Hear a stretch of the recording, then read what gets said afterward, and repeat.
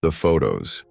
He thought I'd never see how sometimes betrayal doesn't scream, it whispers. And when it does, it sounds exactly like the truth you don't want to hear. His name was Mark. We were married for 4 years. We had the kind of relationship people envied. Laughter, trips, the perfect home. But perfection is fragile. It cracks in silence. And one day you wake up realizing the person sleeping beside you is a stranger. It started small. He began working late, coming home with excuses and traffic and meetings and deadlines. I believed him because that's what love does. It blinds you just enough to miss the signs. One night I made dinner. His favorite, roast chicken with rosemary. He never came home. I called him. No answer. He texted an hour later.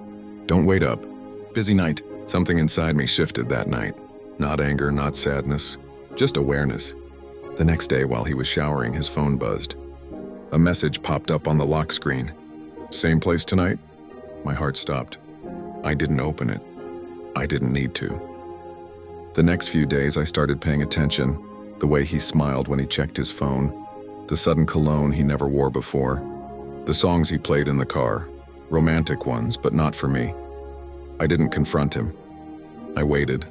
One afternoon, I pretended to leave for errands, but parked 2 streets away. An hour later, a black car pulled up to our house. A woman stepped out.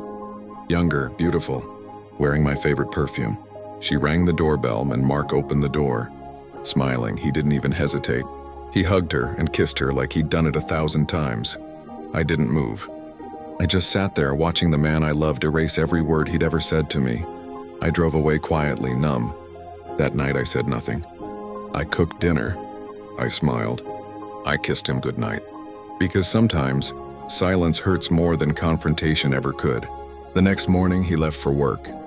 I went to his office. Not to see him, but to see her. I didn't have to look long. She was there, his assistant. The woman with the same perfume, the same bright smile he used to give me. She walked past me without knowing who I was.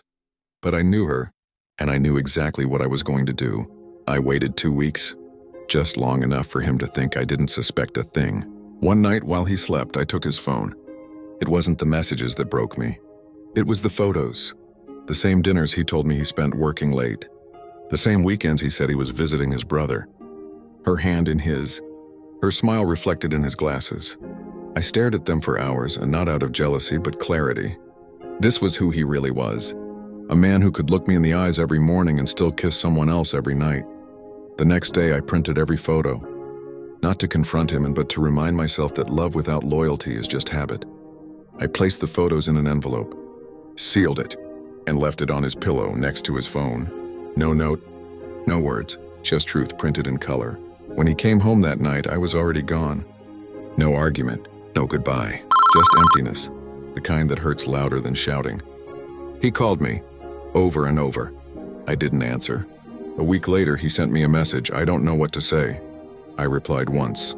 You already said enough then when you lied. Then I blocked him. People ask me if I regret leaving. I tell them no, because sometimes losing a liar feels exactly like freedom. And the truth, the one he tried to hide in photos, is that I never stopped loving him. I just stopped loving the version he pretended to be. Subscribe, leave your like, and comment.